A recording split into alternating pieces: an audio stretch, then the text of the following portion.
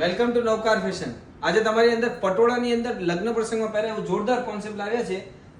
પાલવની વાત કરીએ તો એકદમ ફેન્સી હોય એનું પાલવ રહેશે, મીણાકારી પલ્લુનું. પાટલીની અંદર તમે જોઈ શકો જોરદાર એવું એનું સ્ટ્રક્ચર રહેશે સાડીનું. અને આ જે વેર કર્યો છે એ વ્હાઈટ સાથે રાણી કોમ્બિનેશન આવશે, મોરપીસ સાથે રાણી, મસ્ટર્ડ સાથે રાણી,